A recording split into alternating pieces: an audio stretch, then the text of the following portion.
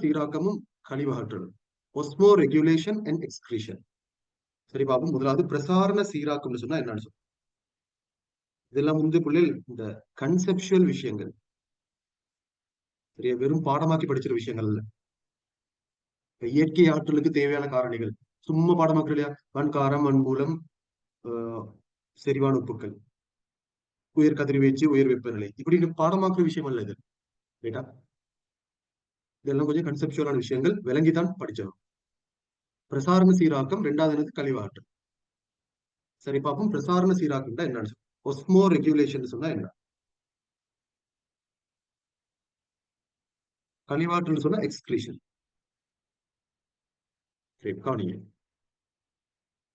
பிரசாரணம் அல்லது பிரசாரண சீராக்கம்னு சொன்னாலே எப்பயுமே நீங்க ஞாபகம் வச்சுக்கோங்க, பிரசாரணம்னு ஒரு இடத்துல வருதுன்னா, சரியா, பிரசாரணம்ன்ற வேர்ட் வருதுன்னு சொன்னா அது ரெண்டு விஷயங்களை சம்மந்தப்படுத்துற. ஒன்று நீர், இன்னொன்று அயன்கள்.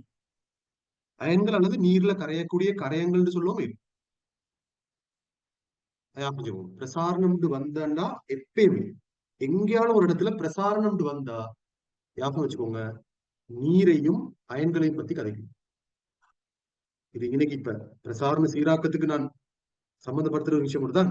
ஆனாலும் நீங்க சும்மா சொல்றேன், வேற இடங்கள்லயும் பிரசாரணம் வந்தான்னா நீங்க ஞாபகம் வச்சுக்கோங்க, நீரையும் அயன்களையும் சம்பந்தப்படுத்துற ஒரு விஷயம் தான் இருக்கணும் அப்படின்னு சொல்லி. பிரசாரண சீராக்கம், பிரசாரண சமநிலை, பிரசாரண அமுக்கம்.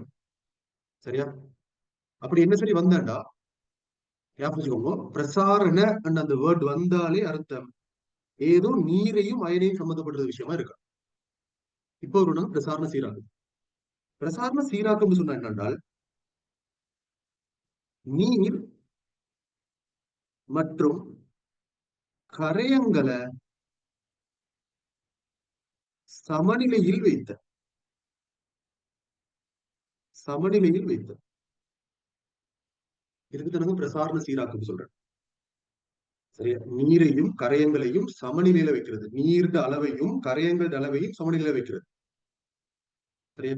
ஏன் அது? ஏன் நாங்க கரையங்க இப்ப நாங்க நீர்ட அளவு சமநிலையில வச்சா ஏன் கரையங்கள் அளவையும் சமநிலையில வைக்கணும்? இந்த நீர்ட அளவும் கரையங்கள் அளவும் கிட்டத்தட்ட ஒரு தொடர்பு கொண்டிருக்கிறேன் உங்களுக்கு ரெண்டு பேருக்கும் இடையில. என்ன தெரியுமா? ஏன் தெரியுமா? சும்மா சொல்றேன் உங்களுக்கு. ஒரு களம் எடுக்குமே, அந்த களத்துக்கு வெளியில பாருங்க என்னென்ன இருக்கிறேன்னு சொல்லி. சரியா? களங்கள் ரெண்டு மூணு காட்டுறேன் நான். ஒன்று போதா சொல்லி ரெண்டு மூணு காட்டுறேன்.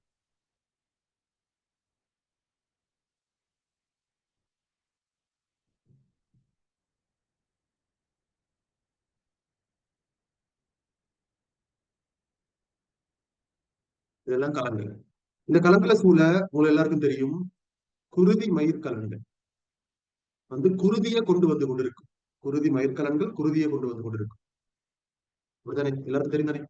குருதி மயிர்கலன்கள் குருதியை கொண்டு வந்து சென்று கொண்டிருக்கும் அந்த அந்த களங்களுக்கு இடையில.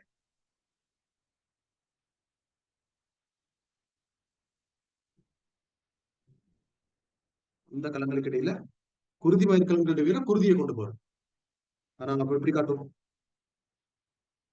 முதலாவது குருதி.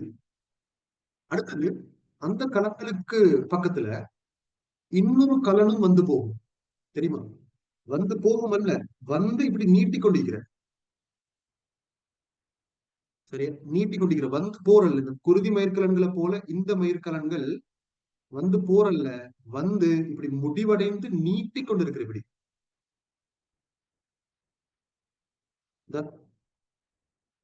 இப்படி நீட்டி கொண்டிருக்கிற இந்த களங்களுக்கு இடையில எல்லாம் புகுந்து புகுந்து புகுந்து இப்படி நீட்டி கொண்டிருக்கணும். இந்த களங்களுக்கு நாங்க சொல்ற வந்து என்ன தெரியுமா? நிணநீர் கலன்கள். நிணநீர் கலன்கள்.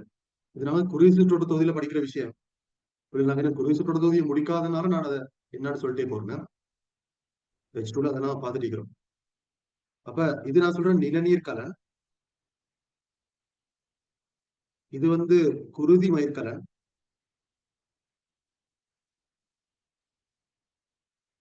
சரியா?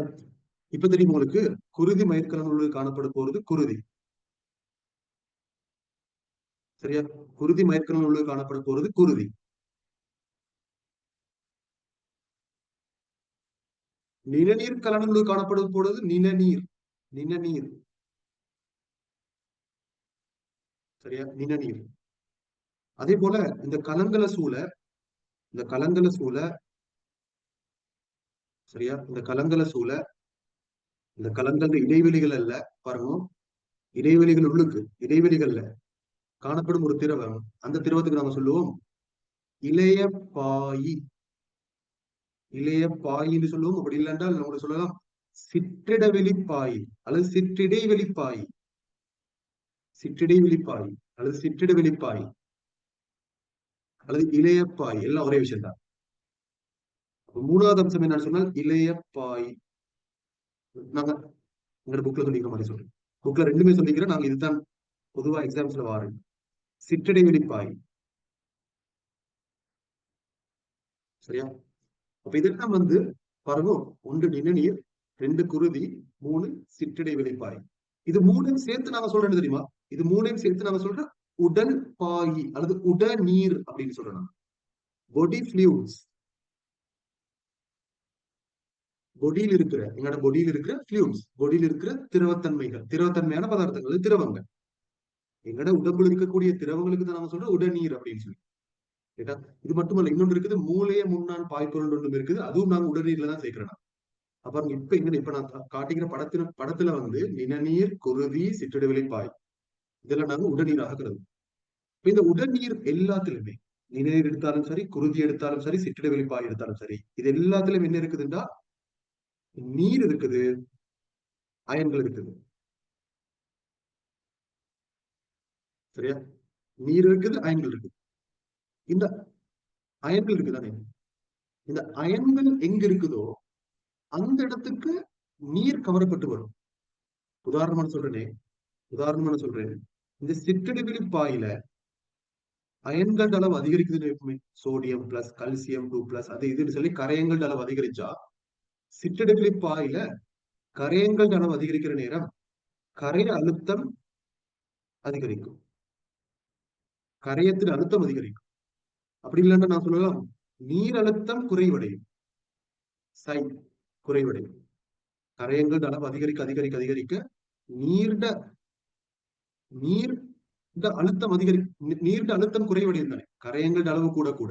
நான் இன்னைக்கு அந்த சையஸ் எல்லாம் எடுத்துட்டு சைய மட்டும் சொல்றேன், நான் உங்களுக்கு தெரியும் தானே, கரைய அளவு கூட கூட, இப்படி சொல்றேன், சையஸ்ன்னு போடாம கரைய அளவு கூடும் போது என்ன நடக்கும், நீரழுத்தம் குறைவடையும், நீரழுத்தம் குறைவடையும். சிம்பிள் விஷயம். கரையங்கள் செறிவு கூட கூட நீரழுத்தம் குறைவடையும். இது நாங்க யூனிட் 4 படிச்சது.